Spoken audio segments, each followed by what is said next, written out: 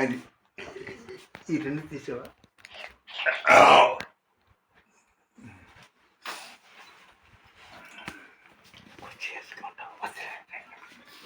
Praise the lord.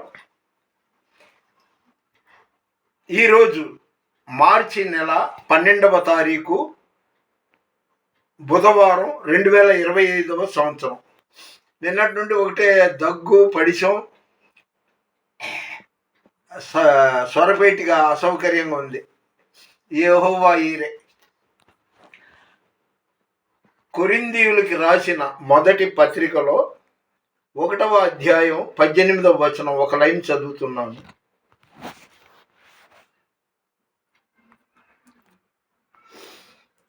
సిలువను గూర్చిన వార్త నశించుచున్న వారికి వెర్రితనము.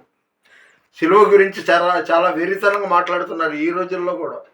సిలువను గూర్చిన వార్త నశించుచున్న వారికి వెర్రితనము, కానీ రక్షింపబడుచున్న మనకు దేవుని శక్తి.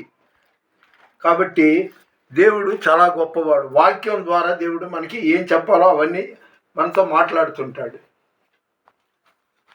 ఈరోజు లెంట్ డేస్ మొదలైన దగ్గర నుండి ఈరోజు బుధవారం కదా, అందుకని ఈ పాట ఎంచుకున్నాను. ఎందుకో నన్నింతగా నీవు ప్రేమించితివో దేవా, అందుకో నా దీన స్తుతి పాత్ర, హల్లెలూయా యేసయ్యా. నా పాపము బాప నరరూపివైనావు. ఎంత గొప్ప విషయం అండి. మన పాపాలని పాపడానికి సర్వశక్తిమంతుడు ఆత్మస్వరూపి అయిన దేవుడు నరరూపిగా వచ్చాడు. నా పాపము బాప నరరూపివైనావు, నా శాపము మాప నలిగి వ్రేలాడితివి. నాకు చాలిన దేవుడవు నీవు, నా స్థానములో నీవే. ఎందుకో నన్నింతగా నీవు ప్రేమించితివో దేవా, అందుకో నా దీన స్తుతి పాత్ర, హల్లెలూయా యేసయ్యా. నీ రూపము నాలో నిర్మించియున్నావు,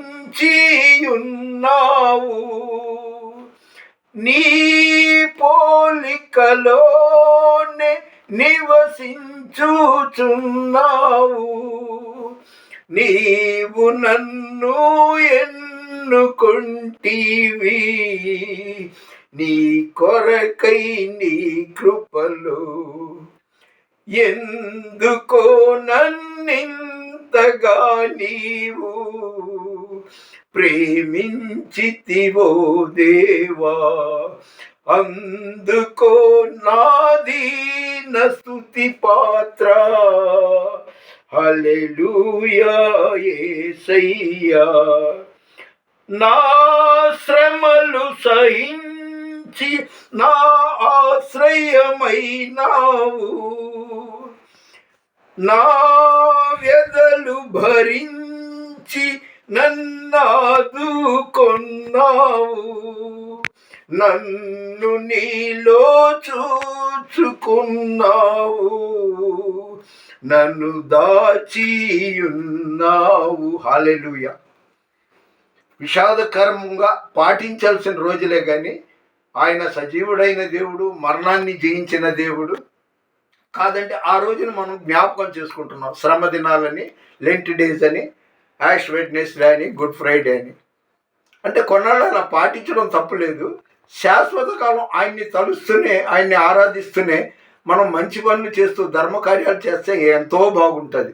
ఎందుకంటే ఇంకో వారం నేను బతుకుతా, ఇంకా సంవత్సరం నేను బతుకుతా అనే భరోసా లేదు కదా. ఉన్నన్నాళ్ళు మనం ఈ భూమి మీద దేవునికి సాక్షిగా ఉండటానికి ప్రయత్నం చేయాలి. వాడెవడో ఈయన అజయ్ కుమార్ గారు, పాస్టర్ మద్దిశెట్టి అజయ్ కుమార్ గారు అనుకుంటా, బాగా ఏకేస్తుంటారులే ఈ మతోన్మాదుల్ని వీళ్ళని. ఆయన ఆయన దగ్గర ఎవరు అన్నారంట, మీ దేవుడు చనిపోయాడని. మా దేవుడు చనిపోవడం కాదురా, మీ దేవుడు సరయూ నదిలో వెళ్ళి సూసైడ్ చేసుకున్నాడు రాముడు.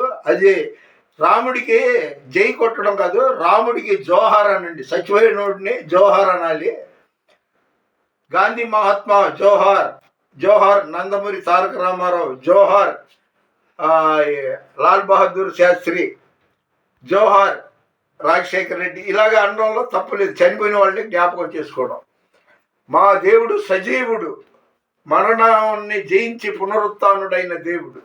అలాంటి దేవుణ్ణి ఎప్పుడు ఇద్దరు ముగ్గురు ప్రార్థన చేసే వారి మధ్యలో ఉంటాడు. బైబిల్లో చదివితే 18:20 ప్రకారం అక్కడ ఉంటాడు. అన్ని చోట్ల ఆయన లేని చోటు లేదు. ఆయన సర్వాంతర్యామి యేసుక్రీస్తు ప్రభు. కాబట్టి ఇకనైనా సత్యం తెలుసుకోండి.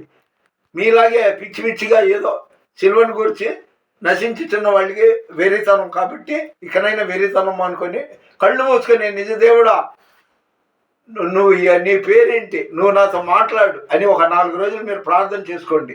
ఏ దేవుడి పేరు ఎత్తకుండా యేసు ప్రభు మీతో మాట్లాడతాడు. మరొకసారి ఈ మాట చెప్పి ముగిస్తున్నా. ఈరోజు మార్చి నెల 12వ తారీఖు 2025వ సంవత్సరం బుధవారం ఉదయం 10:30-11 గంటల మధ్యలో మన వినికిడిలో దేవుడి కొన్ని మాటలు దీవించును గాక. దేవుని పరిచర్యలో మీ Ratnam Francis, man of God. God bless you.